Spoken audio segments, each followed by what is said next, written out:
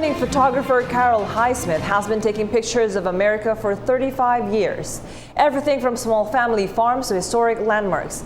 And she's been donating all those photos to the Library of Congress, copyright-free. Among the collection are hundreds of stunning images of America's parks and other cultural and historic sites within the national park system. VOA's Julie Tabo recently sat down with the Washington-based artist to talk about highlights from her trips.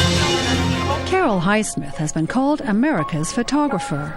She's been traveling the U.S. for more than 3 decades, taking pictures of the people and places that make America unique. When I go out across America, what do I photograph? Everything. Someone said to me, well, why would you photograph the Golden Gate Bridge, for instance? Everybody's taking photographs of it. Yes, there will be images of the Golden Gate Bridge that may exist 500 years from now, but the ones that we know will exist in high resolution will be mine at the Library of Congress. Highsmith is collaborating with the Library of Congress in Washington, the largest library in the world, to capture as many images as she can. It's important that we have our beautiful scenes tucked away in a place that knows all about preservation. Her vast collection, all copyright-free, includes many memorable images of America's national parks.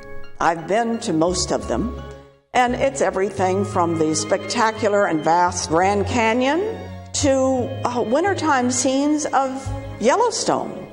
At Yellowstone, America's first national park, she was mesmerized by the bison. I would say, really, in all the wildlife images I've taken, and I've taken a lot, the bison are the best in a sense that they look like they come from 100,000 years ago. You're looking at this vast, gorgeous landscape of Yellowstone, and the winter and the fall and the spring, and you're seeing the bison babies, and all of the calves, and you just think about, will this always be?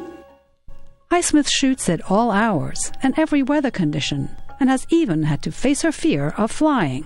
So I finally get to Alaska, and I'm going to Denali, and I hire a plane to take me up there.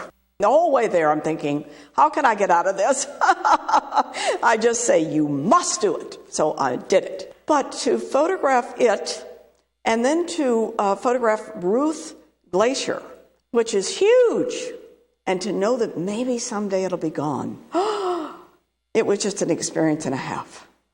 It's that fear of iconic American landscapes and landmarks one day disappearing that motivates her. They say Yellowstone, it could just blow up. Will the bison be there in Yellowstone?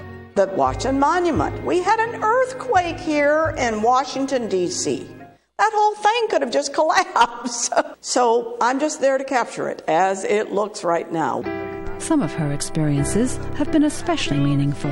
So I'm at Ford's Theater 150 years after Lincoln died. Right there. And there are reenactors, and there was this man who held a candle, and that's how his face was lit. I thought, whoa, you can almost feel like what it must have felt like to be there at that night.